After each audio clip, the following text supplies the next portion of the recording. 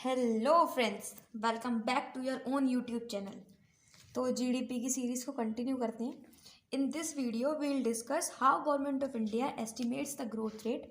अगर easy words में बोलूँ तो government of India financial year के स्टार्ट होने से पहले ग्रोथ रेट को एस्टिमेट करती है या प्रिडिक्ट करती है। कैसे, आज हम ये डिस्कस करेंगे।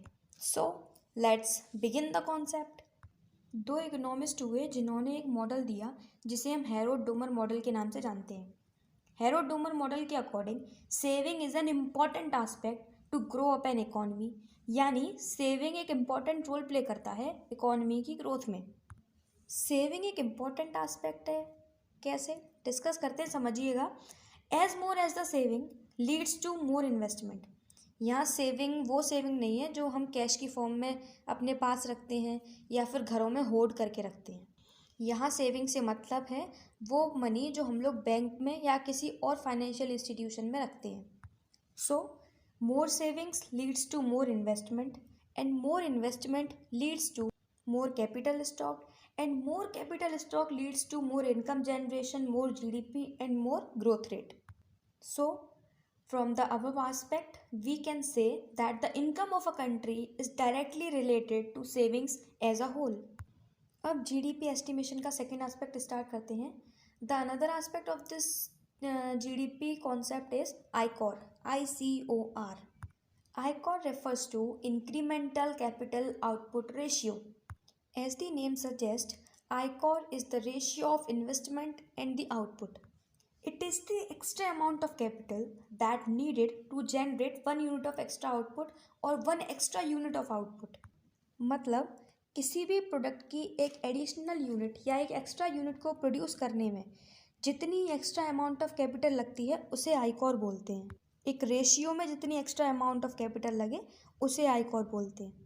An interesting fact is that higher ICOR shows our less efficiency. मतलब ICOR जितना ज़्यादा होगा हमारी एफिशिएंसी उतनी ही कम होगी, यानी हमारी क्षमता उतनी ही कम होगी। जानते हैं क्यों?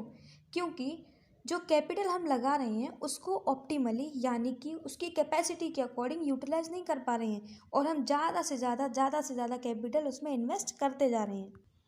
अब तक हमने दो एस्पेक्ट देखे, पहला हैरोल्ड डोमर मॉडल और दूसरा आइकॉर। अब हम देखेंगे कि पॉसिबल ग्रोथ रेट कैसे मेज़र की जाएगी। तो पॉसिबल ग्रोथ रेट यानी या फिर estimated predicted growth rate measure करने के लिए एक फॉर्मूला है, and the formula is possible growth rate is equals to gross और total saving divided by ICOR. अब आप देखिए कि हमने हैरोल्ड डोमर मॉडल में देखा saving is equals to investment, तो यहाँ पर इस फॉर्मूले में टोटल सेविंग को टोटल इन्वेस्टमेंट से रिप्लेस कर देते हैं। And at the end, what is the formula? Possible growth rate is equals to total investment divided by ICOR. अब इस फॉर्मूले से ही देखिए आइकॉर और पॉसिबल ग्रोथ रेट में इन्वर्स रिलेशनशिप शो हो रहा है, और अभी हमने पहले डिस्कस किया ही था, higher the ICOR less will be the efficiency. Means ICOR और ग्रोथ रेट में इन्वर्स रिलेशनशिप होता है, और we can say the higher the ICOR lower will be the possible growth rate. So किसी इकोनॉमी के लिए अच्छा होगा कि उसकी आइकॉर मिनिमम हो, कम से कम हो, जिससे कि उसका प्रोडक्शन लेवल इंक्रीज़ हो, उसकी पॉसिबल ग्रोथ रेट इंक्रीज़ हो और उसकी एक्चुअल ग्रोथ रेट भी इंक्रीज़ होगी। इस कॉन्सेप्ट के लास्ट टॉपिक में अब हम देखेंगे कि आइकॉर का कम या ज़्यादा होना किस पर डिपेंड करता है, और we can say what are the factors that affecting the ICOR. And the first factor is the choice of industry. Means हमने किस टाइप की इंडस्ट्री को चूज़ किया है आइकॉर कैलकुलेट करने के लिए, ये सबसे ज़्यादा मैटर करता है। जैसे कि अगर हम देखें एग्जांपल के तौर पे, तो बेसिक इंडस्ट्रीज़ यानी कि जैसे स्टील के प्लांट्स हुए, उनका जो आइकॉर होता है वो हाई होता है, जबकि जो कंज्यूमर इंडस्ट्रीज़ होती हैं जो कंज्यूमर गुड्स को प्रोड्यूस करती हैं उनका आइकॉर लो होता है। तो हम बोल सकते हैं कि कंट्री की चॉइस या फिर कंट्री का नेचर भी बहुत ज़्यादा मैटर करता है आइकॉर के कम या ज़्यादा होने में।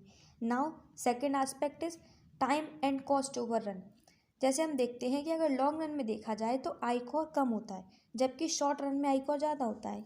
क्यों? क्योंकि हम शॉर्ट रन में जो कैपिटल हमने लगाई है उसको ऑप्टिमम यूटिलाइजेशन लेवल तक नहीं लेके जा सकते। मीन्स उसका यूटिलाइजेशन हम शॉर्ट रन में नहीं कर पा रहे हैं, जबकि लॉन्ग रन में हम उसको कर लेते हैं। नाउ थर्ड और लास्ट एस्पेक्ट हम देखें तो टेक्नोलॉजी आईकॉर में बहुत इंपॉर्टेंट रोल प्ले करती है। Use of modern techniques lower the ICOR because modern techniques increases the capacity that will lead to more output and lower ICOR। Means अगर country में अच्छी टेक्निक्स हो, मॉडर्न टेक्निक्स हो, तो हम किसी भी जो हमने कैपिटल लगाई है उसको उसके ऑप्टिमम लेवल तक यूज़ कर सकते हैं, जिससे कि हमारा आईकॉर इंक्रीज़ होगा, हमारा प्रोडक्शन इंक्रीज़ होगा, हमारी इनकम इंक्रीज़ होगी, हमारी जीडीपी इंक्रीज़ होगी। बस इसी के साथ सभा समाप्त। मिलते हैं नए कॉन्सेप्ट्स के साथ, तब तक के लिए जय हिंद।